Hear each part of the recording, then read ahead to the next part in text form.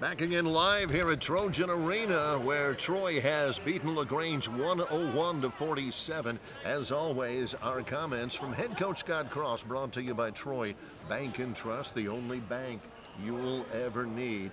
Obviously, after Monday, you had a lot of extra boxes you needed to cross off to accomplish in this game. How did that go, Coach? Yeah, I mean, we made some adjustments with our secondary offense that we got to see. I liked the adjustments. We made a few adjustments with our baseline out of bounds that I thought were good. You know, the biggest thing, though, we had to defend at a higher level. Thought our half-court defense was pretty good. A couple times we were crashing the offensive boards. We didn't get matched up properly, especially in the second half. We got a little bit sloppy at times, but you know, it's hard to be real picky when you know, you hold a team to 28%, you know, regardless of what level. That's hard to do because you get a big lead and guys stop playing, they stop defending at a high level, and I felt like our guys continue to play defense. You talked about Monday night after that loss too, the need to develop some depth and get some quality minutes off the bench. You start some guys who typically come off the bench. You get 11 guys score. I thought you got some contributions from some of those guys. Yeah, our freshmen did a really good job. I mean, I thought Javen played great at the point guard. E-Man brings some toughness and some grit, and you know, he creates a little bit of chaos defensively. And then I thought Evan gave us great minutes. You know, he's been the one guy. We have 2 5s that are older that are both seniors, you know, so Evan unfortunately gets the short end of the stick a lot of times, but like he's in practice, he's been making a case like, Coach, I deserve to be out there a few minutes. He's not saying that, but his play and the way he's practicing has been saying it. And so, you know, it was good to get him out here, and you can see, you know, he can contribute. He's going to be a good basketball player for us. You know, it's hard when you're a freshman and you got, you know, 2 seniors ahead of you, but his stat line was probably as good as anybody's. 14 and 7, yeah, 14 and 7, and I think he had 3 assists, 0 turnovers, and he only took 7 shots, so that's a pretty impressive line right there.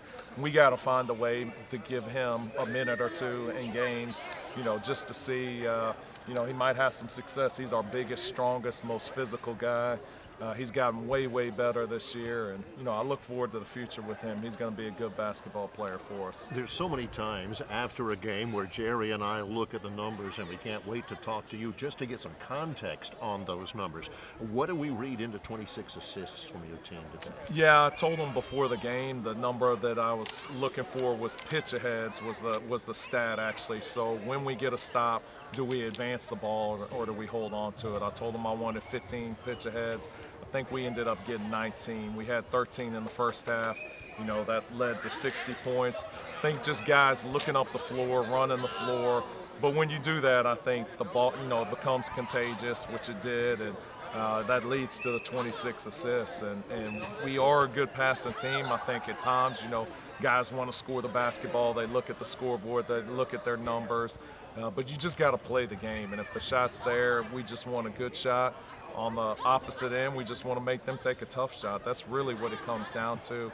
You know, and I don't try and get too caught up in, oh, he missed a shot. No, it's, did we get a great shot? If the answer is yes, let's keep playing. If the answer is no, then, hey, next possession, let's work a little bit harder to get a great shot. I want to mention one more that you touched on, one more individual, and that was the freshman Emmanuel Clark. And I thought he brought a lot of energy out there. Now, I know he's got to learn to play with that energy without fouling, but he looks like a guy that can bring some real energy for you. Yeah, he's a guy that's really going to be a great defender once he figures out how, you know, where to be, the right spots, how to not foul. But he brings a lot of toughness, a lot of grit.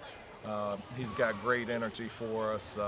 You know, he's a guy as well, you know, same kind of deal with Evan and Javen too. Like we have confidence in those guys. It's just, you know, when you have 13, you know, scholarship guys and 16 guys on your roster, you know, you can only play 5, and you can probably only play 5 backups. That's not to say that those guys aren't going to be great players. It's not to say that those guys can't step up if somebody goes down. But you know, the future is bright for Troy basketball, and those guys, they're going to be a big part of it. Yeah, they certainly showed that today. I know that between Monday and today, you really challenged this team. What about how do you handle it? What's important between today and a week from Saturday when you go to UAB? Yeah, I think we got to get better with our zone offense. We hadn't spent much time with it. I was watching UAB a little bit on film. They mix up their defenses, and we're going to face like 10 different defenses. So we got to be a lot better with our zone offense. We'll spend a lot of time on this week and just clean some things up, but continue to get better defensively. And we got to rebound the basketball. Coach, congratulations on the win. Thank you.